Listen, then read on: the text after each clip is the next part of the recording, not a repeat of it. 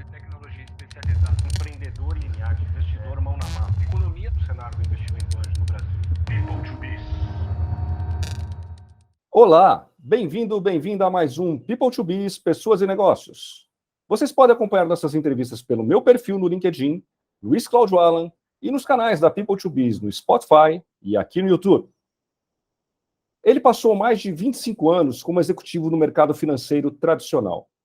Com esta bagagem, encontrou meio que por acaso sócios dispostos a criar uma fintech voltada para viabilizar empréstimos entre pessoas, atendendo especialmente as classes C e D.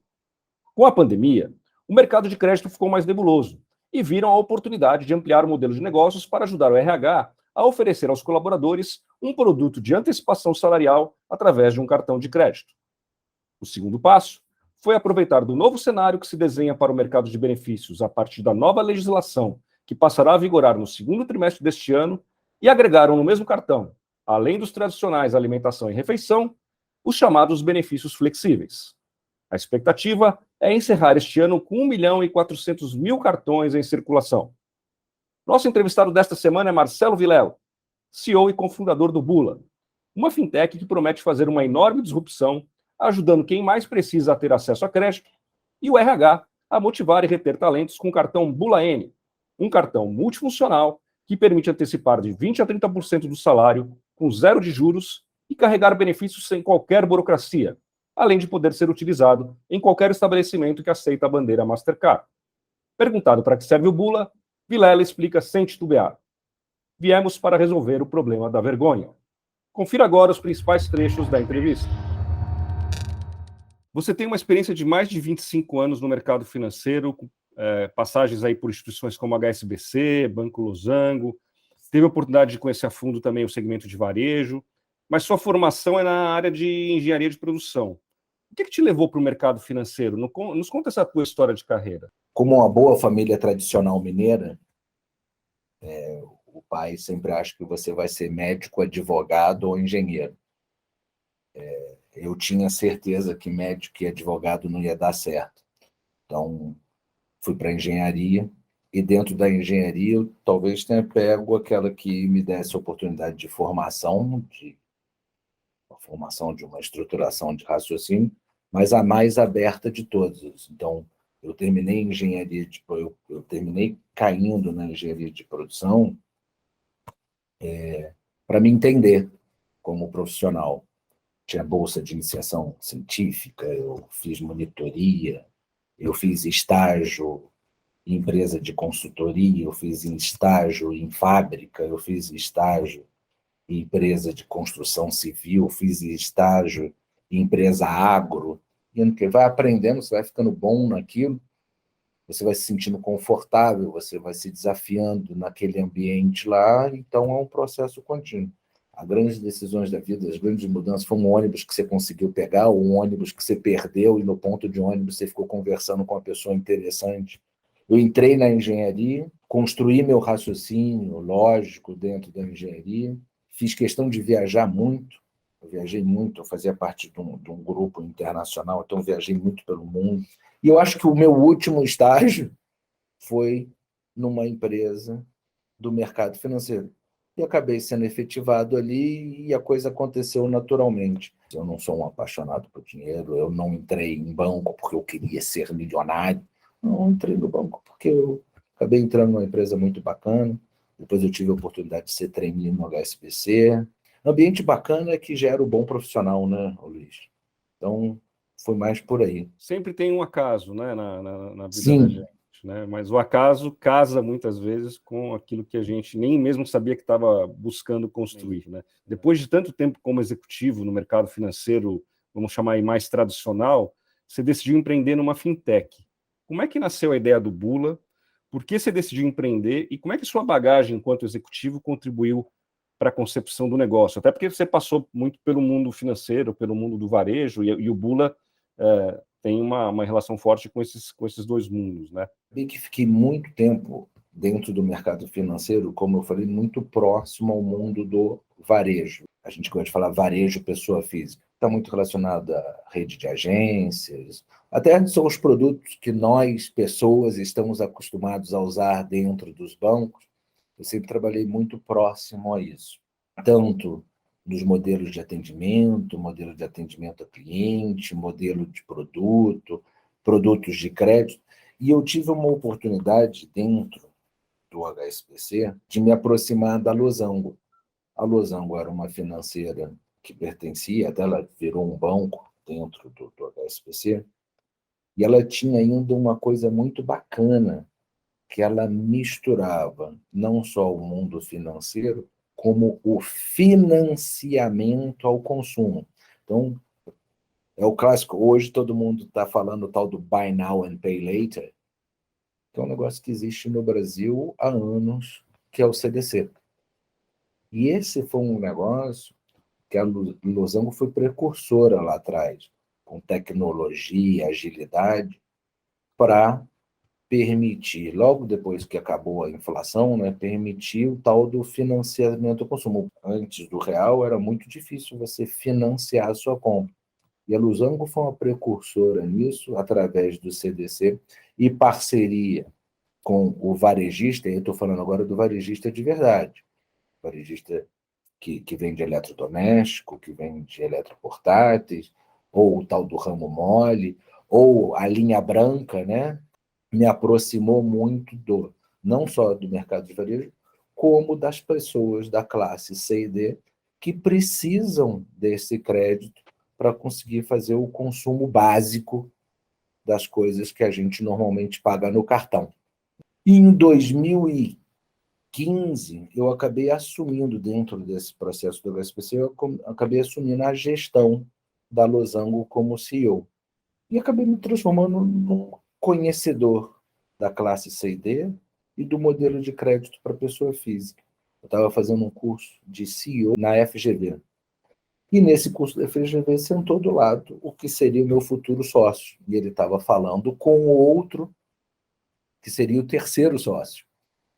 A ideia, do modelo, da oportunidade que estava se criando no mercado com a baixa dos juros. Então, alguma coisa para a gente fazer um crédito mais transparente, mais justo. Para essa turma da classe C e D, o mercado, assim, eu deixei a vida de executivo, as taxas e as condições de mercado mudaram muito, o que permitia que a gente conseguisse dar empréstimo ou crédito de forma mais barata. Por acaso, a pessoa que sentou do meu lado foi uma pessoa que começou um módulo comigo 2 anos antes. E ele falando com o sócio sobre a ideia do Bula, e falou, cara, a gente tem o dinheiro, a gente tem a ideia, a gente só não sabe fazer porque a gente não conhece esse cliente e esse modelo de negócio com a pessoa física. Eu estava do lado dele, falei assim, peraí, então vocês acharam o cara que talvez possa completar essa trilogia aí, esse trio, que pode ser um sucesso. Então, o Bula nasceu de um mal criado entrando na ligação de 2 pessoas, que fomos tomar um café junto e combinamos de montar um negócio junto, com o objetivo de tentar dar...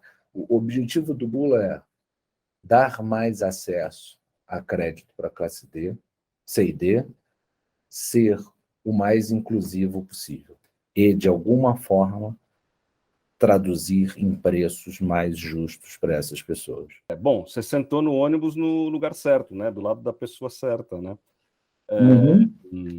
E aí uma curiosidade, da onde vem o nome Bula? O Banco Central estava trabalhando num novo modelo de instituição financeira, que era a SEP, Sociedade de Empréstimo entre as Pessoas. Nada mais é do que um peer-to-peer lending, né? É onde você consegue emprestar dinheiro de uma pessoa para outra e você só é o formalizador dessa relação. Você tem que ter o know-how para escolher as pessoas certas para as quais você está emprestando dinheiro, mas, basicamente, você só recebe pelo serviço, você não recebe pelo crédito, tá? Então, é da onde nasce até o nome, o de gente para gente. E o que é Bula? Bula é uma das hipóteses da primeira forma de formalização do escambo. Era uma argilinha usada pelos sumérios, aonde o cara trocou 2 galinhas por um porco. Nessa argila se registrava essa relação. Isso era o bula, a bula, que é essa argilinha onde... E como o nosso business nasceu do peer-to-peer, acabou que encaixou muito bem. Agora você vai me perguntar por que dos 3 L's? Claro. Então, os 3 L's, a história é muito menos sofisticada e muito mais simples. Se você entrar em bula na internet com um L, é bula de remédio. Com 2 L's, alguém já tinha registrado. A solução foi pôr o terceiro L, que acabou sendo uma brincadeira muito bacana que virou o bula com 3 L's. Então, a razão do terceiro L, a gente pode falar, um é o investidor, outro é o tomador, e no meio é o bula. Não, a grande verdade é que na internet alguém já tinha usado 2 L's, a gente pôs o terceiro e não ficou sofrendo. Não são poucas as histórias de marcas, de empresas que nascem em função do registro de domínio. A Firstcom, minha agência de relações públicas, filha de imprensa, eu queria que chamasse First Comunicação. Tão simples quanto, né? Porque é questão de positioning, né? De posicionamento, de branding, first, né? De primeiro, né? De marca líder. E aí, só que first.com.br já estava tomado, claro. Isso eu estou falando de 2000, 2001. O first.com.br já estava tomado. Aí eu tentei o Firstcom, o com de comunicação, e aí estava livre e virou Firstcom Comunicação. E acaba, e ficou mais bacana, né? E tem gente que carinhosamente chama de First, né? Às vezes a gente mesmo entre a gente fala, First, mas assim, talvez até o fato de ter o com ajuda, assim como o bula com 3 L's, ajuda a diferenciar, né? Ajuda a diferenciar. Enfim, isso acontece muito. O pessoal tentar construir uma marca de uma empresa, vai buscar o domínio e tem que fazer de outra forma, porque o domínio não está disponível. Hoje em dia é assim. Bom, você contou aí o início do negócio, do peer-to-peer, do empréstimo entre pessoas. O modelo inicial do Bula foi focado justamente nesse segmento de empréstimo entre pessoas. E agora vocês estão aí mais orientados para o mercado de benefícios flexíveis, que é um mercado bastante disputado por players sólidos, grandes players, grandes empresas. Por que vocês decidiram entrar nesse mercado tão competitivo e por que o foco nas classes C e D? É muito importante colocar isso. Crédito é transformador, principalmente para aqueles que não têm acesso a crédito. Então, as pessoas tendem a ir pegar crédito no mesmo lugar aonde elas pegaram anteriormente, porque ela sabe que ali ela não vai passar uma vergonha, que ela não vai ser negada. Além de fazer com que a pessoa voltasse, todo mundo que pagasse direitinho seria premiado com uma taxa melhor na segunda vez que pegasse. E aí, se pagasse direitinho, na terceira vez melhorava mais ainda. A nossa ideia do Bula é que os bons pagadores, no tempo, eles teriam, mesmo eles sendo da classe C e D, eles teriam taxas de juros bem próximos daquelas pessoas da classe A e B, que têm suas contas nos bancos, que têm reciprocidade com investimento. Era esse o modelo do Bula. E aí, o que aconteceu? Em 2020, a gente começou a operar nesse modelo do peer-to-peer, e quando veio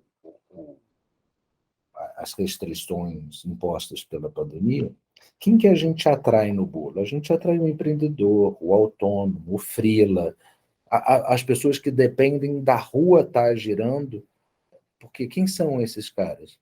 Porque quem tem o olerite arrumadinho, o contra-cheque, ele acaba conseguindo, porque ele tem comprovante de renda, ele consegue num banco crédito.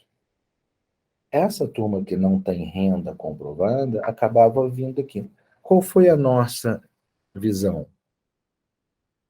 Senhores, a gente vai ter que ficar um pouco mais restritivo aqui, porque a gente não pode aumentar tanto o preço, senão a gente afasta o cliente bom, mas, por definição, nos próximos meses, é esse cliente que tende a ter problemas e provavelmente não vai pagar a gente.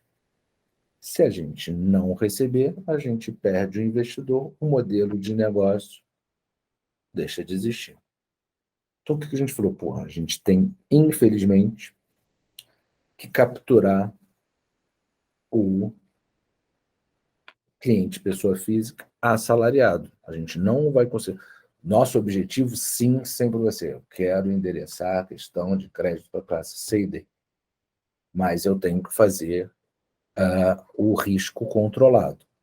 Então, a gente foi... Qual era a ideia?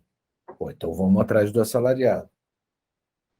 Então, o nosso produto é um produto de antecipação salarial com crédito pré-aprovado para todos os funcionários.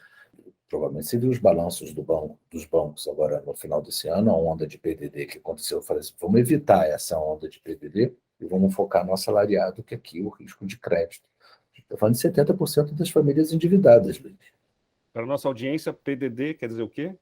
Provisão para devedores duvidosos. Então, quer dizer, é o famoso, em francês, é cano. Então, quer dizer, a possibilidade de cano, De inadimplência.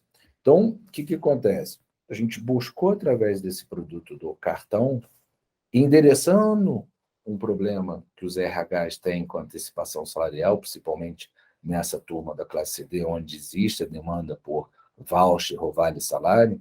A gente criou um produto lá e, usando dos modelos de consignado, dando crédito para todo mundo da empresa. Na vontade de criar um produto melhor e mais interessante, tanto para o RH quanto para os funcionários, a gente aproveitou essa mudança da legislação dos benefícios e pôs para dentro, para que o RH, facilitar a vida do RH, gestão de um único fornecedor, e para a gente é muito mais interessante, porque na medida em que o funcionário tem o meu cartão à mão com saldo, a ativação do meu produto fica muito melhor. O meu relacionamento fica muito mais rico, eu conheço o comportamento desse cliente e as possibilidades futuras de novos produtos são ainda maiores. Quer dizer, a pandemia anabolizou o novo modelo de negócio, né? Com certeza. A gente teve que mudar o escopo, a gente saiu a gente diminuiu muito a questão do crédito. A gente continuou, o peer-to-peer continua funcionando, mas estamos muito mais restritos, muito mais conservadores, e provavelmente, dentro dessa nova roupagem, a gente pode alavancar o crédito peer-to-peer para esses funcionários, porque hoje a gente, na média, dá de 1 a 2 salários de crédito para todos os funcionários. Mas isso ainda continua sendo um crédito emergencial, né? A gente tem que caminhar na direção de conseguir dar crédito para a classe C e D realizar projetos. Para você passar para esse nível, a taxa de juros tem que ser totalmente diferente, os prazos totalmente diferentes. Então, é uma transformação que já se tentou, mas quando a taxa Selic vai a 13,75, inviabiliza alguma dessas coisas. O investimento que vocês estão fazendo no lançamento do cartão Bula N foi um investimento pesado aí de mais de 80 milhões de reais, inclusive com uma forte campanha de mídia. Você já nos falou um pouquinho aí do produto, tem a antecipação salarial sem juros, tem a parte de benefícios, tem a parte de crédito. Nos fala um pouco mais sobre o cartão, que diferenciais que ele tem, que dores que ele ataca, e só juntando a isso, você até mencionou aí que vai ter mudanças na legislação do Programa de Alimentação do Trabalhador, né, do PAT, nos próximos meses. Como é que essas mudanças vão beneficiar o modelo do Bula? O pagamento do benefício obrigatoriamente passa a ser pré, ou seja, a empresa tem que pagar, ela não ganha prazo, ela não tem prazo para pagar, o benefício do funcionário tem que ser pago no início do mês. E outra coisa que muda nessa relação comercial, existe um desconto, um rebate entre as incumbentes tradicionais e as empresas. Isso deixa de existir. Isso era uma grande barreira de entrada para esses novos flex que vêm por aí. Então, essas duas mudanças abrem oportunidades para novos entrantes trazerem tecnologia, novos benefícios, novas oportunidades. O Bula nasce tão simples quanto para resolver um problema operacional do RH, que tem muita dificuldade para fazer a gestão dessa antecipação salarial, principalmente nessa classe CD, que ela acontece com muita frequência. Numa empresa onde tem 10 mil, 20 mil funcionários, a gestão dessa antecipação é uma gestão dolorosa para o RH. Então, a gente nasce resolvendo esse problema do RH, fazendo com que o funcionário consiga a sua antecipação com um cartão de crédito aceito em qualquer lugar, então ele pode fazer compra em qualquer lugar, é um cartão de crédito internacional, Mastercard, ele pode antecipar em qualquer lugar esse salário, a juros zero. Então, ou seja, do ponto de vista serviço, eu resolvo um problema do RH e um problema do funcionário. Adicionalmente a isso, muitas vezes... Quanto que a gente antecipa? É importante. A gente antecipa de 20% a 30% do salário do funcionário. Ele consegue antecipar. Só que muitas vezes isso não é o suficiente. Às vezes o funcionário está mais empipinado e ele precisa de um dinheiro a mais. Então, dentro desse próprio produto, a gente pôs um crédito pessoal, a gente chama de um crédito parcelado, aonde ele consegue pegar até 2 salários. E como é que ele é descontado? Parceladamente, sempre limitado àqueles 20% ou 30% que foi definido com quem? Junto com o RH. Então, o Bula tem uma beleza que é o seguinte, é o produto que está na mão, que pedir crédito é sempre chato, então a pessoa consegue pedir crédito sem pedir para ninguém, automaticamente ele tem o dinheiro na conta, através do aplicativo ou sacando no caixa automático, com crédito disponível e controlado. Adicionalmente a isso, a gente pegou essa oportunidade do benefício e pôs para dentro do benefício. É como se fosse vários wallets, são várias continhas que ele tem. Então, por exemplo, na hora que ele faz, se ele entrar no supermercado, o que faz? O Bula automaticamente fala. Ele vai lá no Vale Alimentação e debita do Vale Alimentação.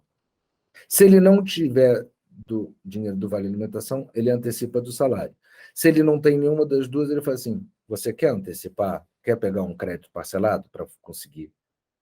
E o Bula está lá para resolver, a gente não está lá para dar a solução da vida da pessoa. O Bula está lá para resolver o problema da vergonha. Essa realidade que as pessoas da classe A e B se afastam de entender a necessidade da classe C e D. Pequenos detalhes. É o cara que acabou de sair do supermercado, ele não tem que tirar coisa da sacola. O Bula resolve esse problema dele. Até a empresa é beneficiada com o Bula, porque como o cartão é faturado na folha salarial e a empresa só me paga 20 dias depois, o produto está tão bem desenhado que até a empresa ganha, ela acaba ganhando 20 dias de capital de giro, porque ela diminuiu o pagamento do salário, né? E ela me pagar, ela ganhou 20 dias. Então, é um ganha-ganha de todos os lados. O colaborador, o RH, a empresa e a gente do Bula. Muito interessante. Quer dizer, no final do dia você está fazendo a roda da economia girar pela base, né? Pela base da pirâmide. E o cartão ele é bandeira Mastercard, não é isso? Quer dizer, ele pode usar o cartão alimentação ou refeição em qualquer estabelecimento que aceite Mastercard, não é isso? Porque normalmente os cartões de benefícios eles são restritos, algum estabelecimento aceita um, não aceita outros. Eu faria um paralelo com as maquininhas, né? Eu não acho que você lembra antigamente que tinha 2 maquininhas que dominavam o mercado, e aí você tinha que usar cartão de uma bandeira numa maquininha, cartão de uma outra bandeira noutra maquininha. E eu acho que é esse o movimento que vai acontecer aí nos próximos 2 anos. Os estabelecimentos vão ficar com o aumento do tal do cartão flexível, que é um cartão de crédito bandeirado normal, no nosso caso é o cartão Mastercard. O estabelecimento vai entender que ele vai abrir, que hoje ele abre mão do volume e não tem um um retorno. Com o aumento desses flexíveis, o cara vai começar a falar assim, peraí, eu posso abrir mão aqui dos tradicionais, eu vou perder um pouco de volume, mas o quanto me cobram é tão menor nos cartões bandeirados que vai valer a pena. Do ponto de vista do colaborador, eu não tenho a menor dúvida que a solução do Bula hoje é melhor do que qualquer outro produto. Vocês, inclusive, em setembro passado, anunciaram a captação de 106,5 milhões de reais com suporte da Vila Rica Capital, a Genial Investimentos e a Oliveira Trust, para estruturar um FDIC que vai financiar as operações de crédito do Bula, né? Quais são suas expectativas para este ano de 2023 que se inicia? Onde que o Bula vai chegar esse ano? A gente acredita muito no Bula, a gente acredita muito no potencial, a gente acredita muito nessa oportunidade de mercado que começa a se transformar em maio.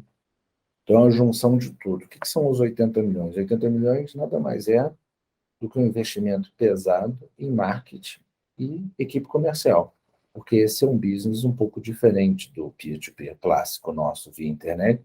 Esse é um business onde você tem que criar relacionamento com as empresas, com o RH, conquistar, mostrar potência, mostrar a solução, mostrar que é diferente.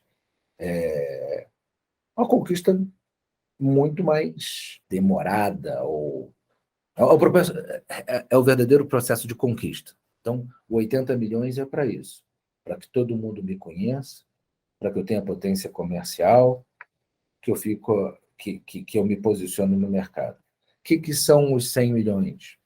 Os 100 milhões nada mais são do que o funding que eu preciso para fazer. Essas operações de antecipação e de crédito, eu preciso de ter dinheiro para emprestar.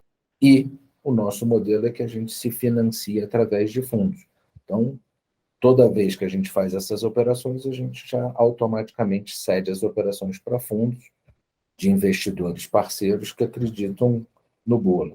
Hoje, o Bula deve terminar o ano com aproximadamente 400 mil cartões, quase 400 mil cartões na base, e estamos trabalhando para que a gente chegue no final do ano que vem com mais ou menos 1.400.000 cartões. Ou seja, a gente está trabalhando para a gente trazer mais 1 milhão de cartões para a base. Esse ano a gente quer pôr 1 milhão de cartões para dentro. Então, pode ser que em novembro, dezembro, a gente ainda tenha cartões para entregar, mas a gente quer ter contratado ainda em 2023 1 milhão de cartões adicionais a essa base. É ousado? É ousado. O custo de sonhar grande é exatamente o mesmo do sonho de sonhar pequeno. Todo sonho tem um custo, tem um preço, né? Você falou aí em captação para os FDICs, que é para sustentar as operações de crédito. E para financiar o próprio Bula, a própria empresa, vocês pretendem fazer algum tipo de captação com venture capital ou algo assim, ou vocês vão continuar aí bootstrap? Instituição financeira tem que dar dinheiro. Eu posso captar para acelerar, mas eu não posso captar dependendo, tá? Você viu o movimento que aconteceram aí o que chamam aí dos unicórnios, e coisa que vale, onda de demissão, coisa que vale, que é uma tentativa de ajustar. Então, a gente não teve essa oportunidade de fazer market share a custo infinito para depois tentar monetizar. A gente já nasceu rentável. O Bula, eu falei para você que a gente começou a operar em 2020, janeiro de 2020. A gente já era rentável em setembro de 2020. Esses 80 milhões que a gente está pondo é investimento do capital próprio, porque a gente sabe que a gente consegue gerar capital. Então, o nosso foco, sim, vai ser em captação de funding para as nossas operações, não para a operacionalização do business Bula. Então, diferente do que é conhecido no mercado, a gente é uma fintech um pouquinho diferente. Em algum momento, a gente foi criticado lá atrás de ter perdido a oportunidade de crescimento rápido. Mas isso gerou uma segurança que eu acho que esse 2023 vai ser muito bom para a gente. Muito bom, é a startup dos sonhos para qualquer empreendedor, né? Não precisar ter sócios investidores e ser lucrativa quase no D0, né? Mas que a gente tem um time muito bom, um time muito sênior. Então, Hoje, quantas pessoas são no Bula? Já é uma hoje empresa são, grande, já. hoje são 250 pessoas. É, sustentar uma operação de 250 pessoas não é fácil, né? O ano passado não foi um ano fácil para as startups, né? Demissões, retração de investimentos. As fintechs parece que passaram um pouco ao largo disso, ainda continuaram atraindo investimentos e crescendo, mas não foi regra geral. Qual que é a tua expectativa para esse ano para o segmento de fintechs? Considerando esse atual cenário, novo governo, enfim. Eu vou me isentar de falar de novo governo, tá? Eu acho que fintech tem muito mais a ver com situação global e taxas e como é que chama? Escassez e preço do dinheiro. Os modelos, a gente fala que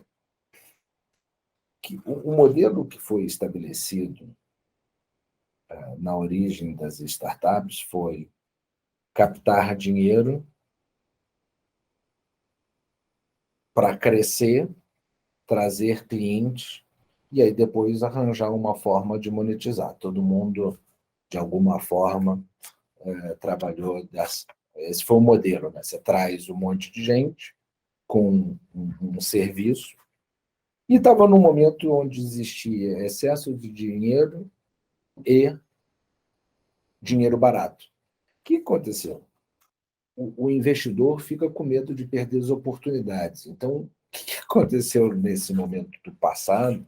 Existia muita solução em busca de um problema. Dinheiro sobrando. O que aconteceu ano passado? O timing para a rentabilização dos negócios foi interrompido. Então, muita gente ainda não está conseguindo rentabilizar a sua operação. O tradicional é você ajustar nos custos. Eu acho que o movimento desse ano para as fintechs existentes, fintechs e startups existentes não rentáveis, vai acontecer o que chama daquelas rodadas de investimento a preço menores, porque vai ter um down round, né? Que o cara ele faz uma rodada de investimento onde o valuation, em vez de crescer, vai cair. Por quê? Porque ainda é uma solução, é um produto interessante, é uma coisa que faz sentido, mas ainda não amadureceu para ser rentável. Então, vai acontecer esses movimentos.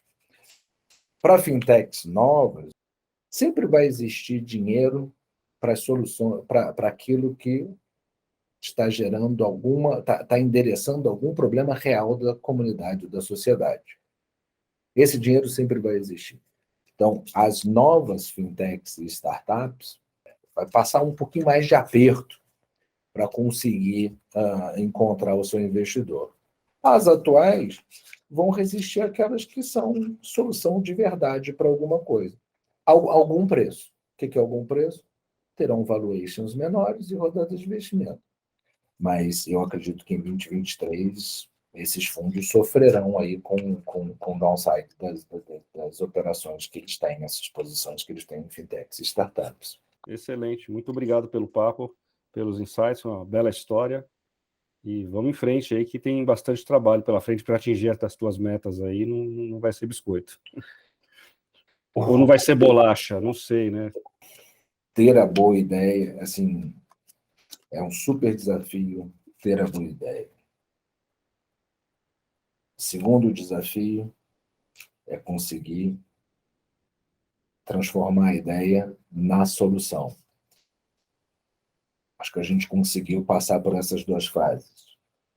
Agora é o grande desafio final, né?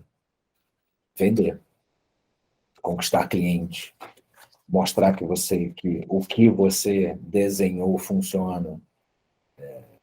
Conquistar cliente, putz, vender é dureza, meu amigo. A gente vende tudo, a gente está sempre se vendendo, está todo mundo vendendo, tem muita gente boa no mercado, assim, o Flex, não sei o quê. Todo mundo que está aí é muito bom. A gente não pode desqualificar isso e conquistar o seu lugar ao sol e conquistar cliente é o desafio de 2023. Vamos chegar lá. Muito bom. Obrigado mais uma vez. Eu que agradeço a oportunidade de contar um pouco de mim e do Bula. Foi um prazerzão estar conversando com você. Investimento anjo, de investimento em tecnologia especializada, empreendedor em